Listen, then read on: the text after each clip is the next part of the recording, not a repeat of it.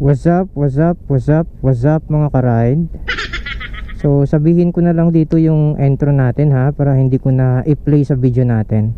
Wow! So nandito po tayo ngayon sa aking isang subscriber na may-ari ng isang karwasyan dito sa amin, dito sa Bacolod, sa Mansilingan. So bago ko inumpisahan itong ating vlog ngayon, nilinisan ko muna siya kasi mula sa amin ay talagang maputik. So para maging malinis naman siya tingnan, no? So bali yung gagawin natin ngayon, i-test ride ko siya kasi nung nakaraan nasira siya. Bali ayaw niya mag-start. Yung nangyari pala ay sira yung kanyang starter. Oh no! So, kasi may kumakalansing sa kanyang makina, kaya yung ginawa ay inopen namin yung loob ng makina, pero yung sira niya pala ay nasa starter, yung parang kadena na nasa loob ng makina para sa starter. Ewan ko ano tawag doon. So yung nangyari, binalik ko na lang kasi dati niloadan ko siya ng 54mm kasi 100cc lang ito. Yung binalik natin yung kanyang 54mm na black, ano, para may ano naman, may purpose naman na inopen namin ulit yung kanyang makina. Bali ano siya, 135cc na ngayon yung engine natin. Pero yung ginamit nating carb sa kanya ay stock lang ito ng XRM 125. Ayan, XRM 125 na stock yung carburetor.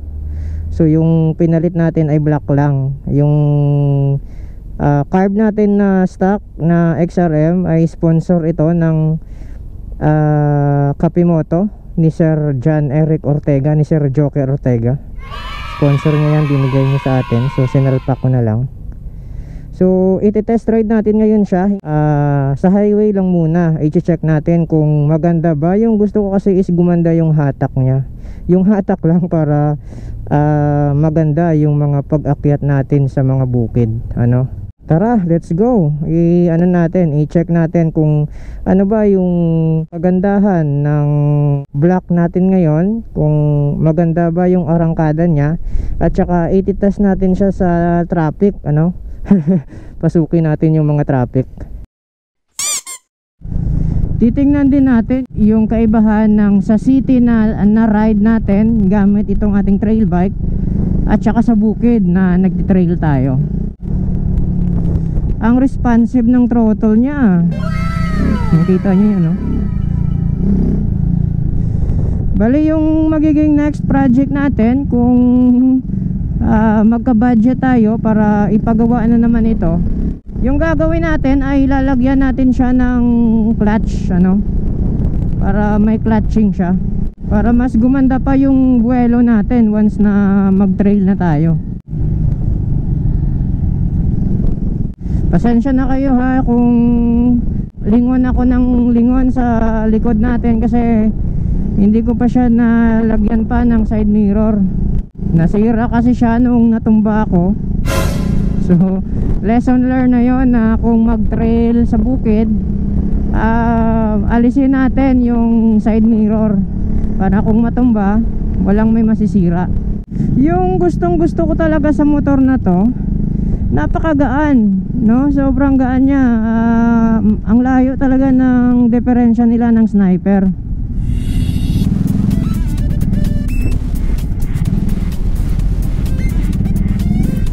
Ayan, traffic dito. At saka yung kagandahan din ng trail bike pag nasa city ka, kasi napapasok mo yung mga hindi kayang pasukin ng ibang motor.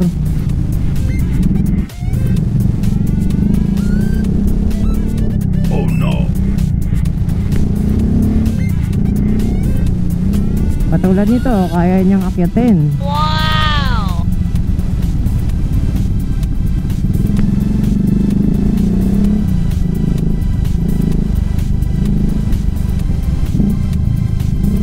Pasensya na po kung medyo na umakyat tayo dito sa gutter kasi wala namang dumadaan eh. Pero kung talagang may dumadaan, syempre iwasan po natin yung ganun na sa gutter po kayo dumaan. Nako, sana dumiretso pala ako. Oh no! Wait, gusto ko kasing dumiretso sana eh. Lumiko ako dito. Wait lang. Babalik tayo dun.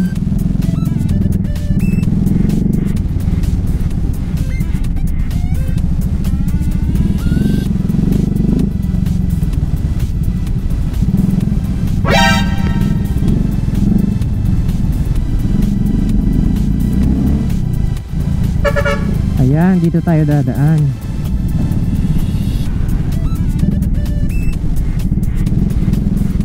Itong road na to ay isa sa mga pinakamatraffic dito sa Bacolod kasi kinukonstruct dito ngayon yung daan. So kita nyo, kahit na sobrang traffic dito parang walang traffic sa atin. Yung negative lang sa akin sa pag-drive ng motor na to, kasi sobrang taas ko. So nakatipto ako once na traffic. Ano nga yung Tagalog ng tipto? Nako, nanonosebleed na ako, hindi ko alam. Sa amin kasi dito sa Negros, yung Ilonggo niyan is tihin, no? Nakatihin. Bale, hindi ngayon siya gaanong maingay kasi naka-silencer ulit tayo. Talagang na-feel ko na gumanda talaga yung hatak niya. Ibang-iba sa stock. Naka-silencer pa yan. Mas maganda na sana na walang silencer. Kaya lang, baka matikitan ako dito. Magmulta pa tayo. 500 pesos kasi yung multa sa amin dito ng mga nahuhuling mga naka-open pipe. Oh no! Pag ito palagi yung dala ko, nako, hindi talaga ako mapapagod kasi yung body position natin talagang tamang-tama. So hindi rin tayo nakayuko, tamang-tama lang talaga.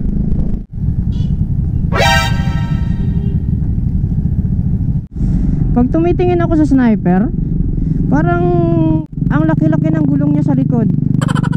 Pero pag sniper ko naman yung dala ko, parang ang liit-liit. Ano ba naman yun? Ganun siguro, no?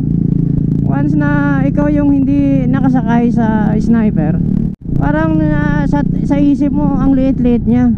Pero kung ikaw naman ay nakasunod sa kanya at nakatingin, ang laki-laki ng sniper. Pero isa lang yung masasabi ko rin sa katulad kong sniper owner, ang pogi ng sniper, mga sir. Yahoo! Ewan ko, baka lumakas ng konti yung kain niya sa gas. Ginagawa mo?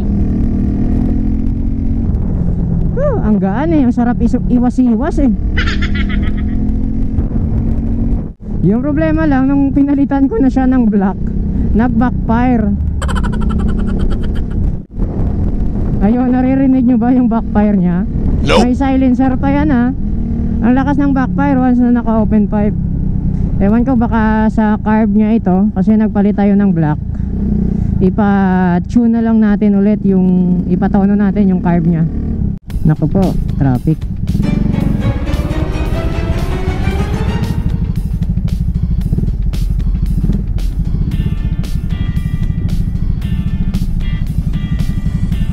Ito yung kagandahan ng trail bike, oh.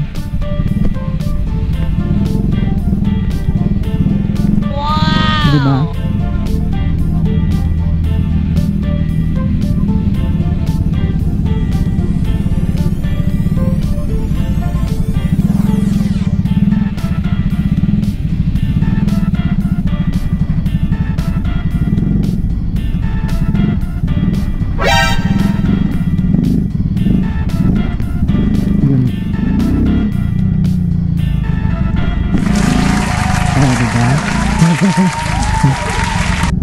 Yun yung kagandahan nun.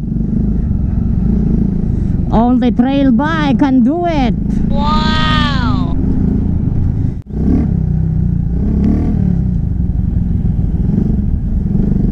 Tawagin nyo ngayon akong boy tingin sa likod.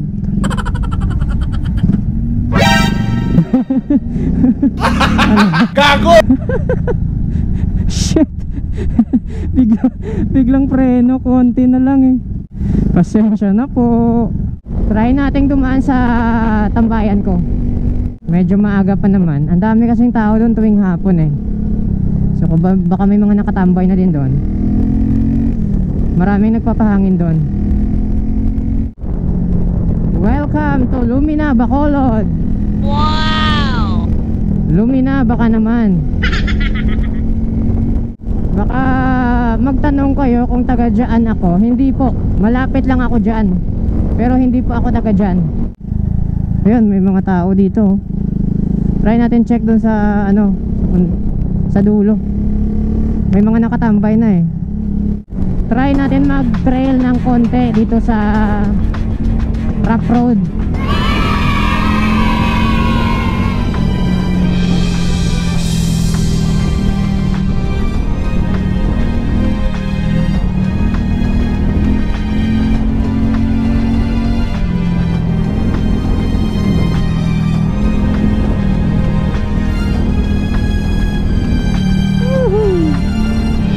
Ayun, may rough road dito oh.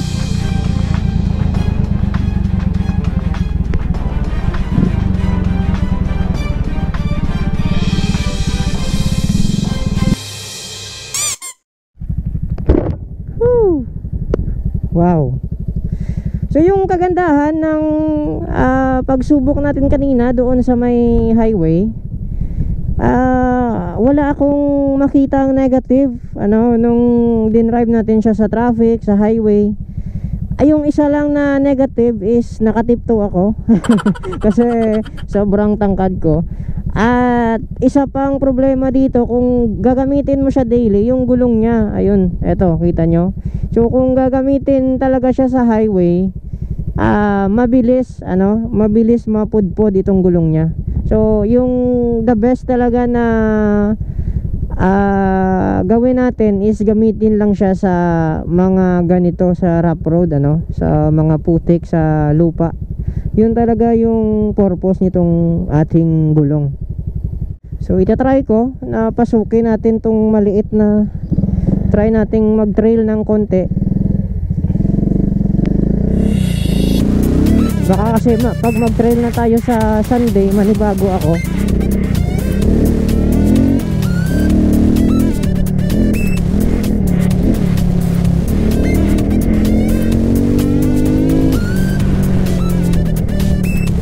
Nako, maputik dito.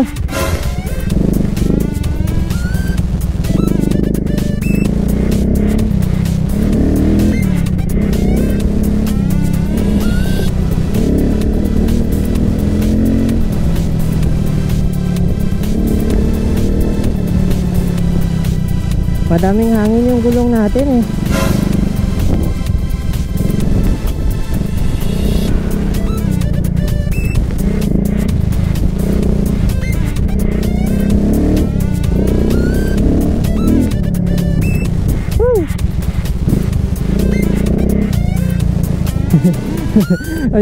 Ayoko munang dumaan sa puta kasi bago lang tayo nakapag-washing.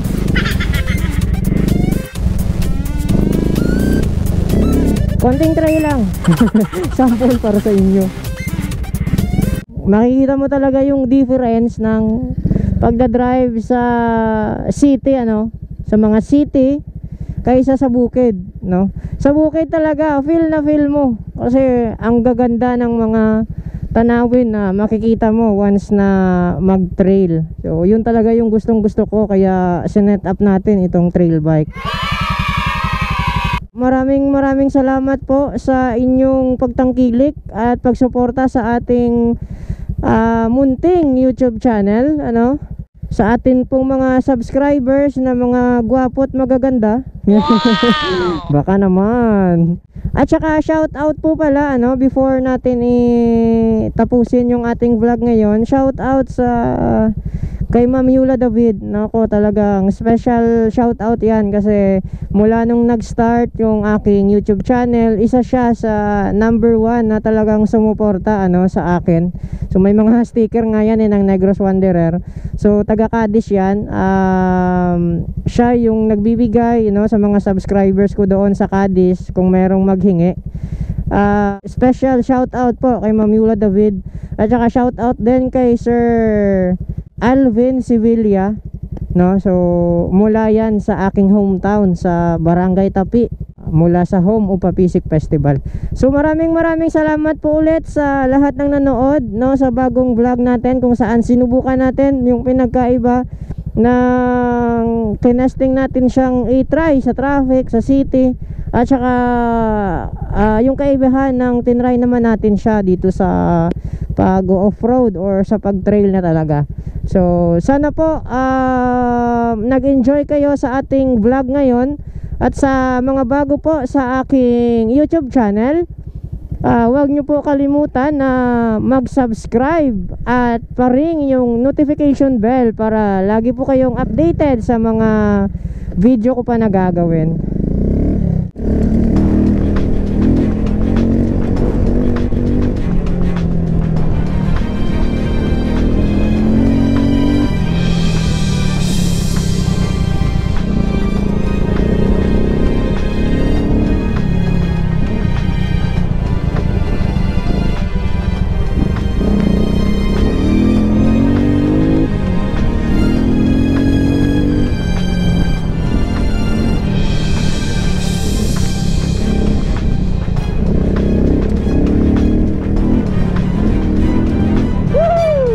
Parang ma-overshot pa ako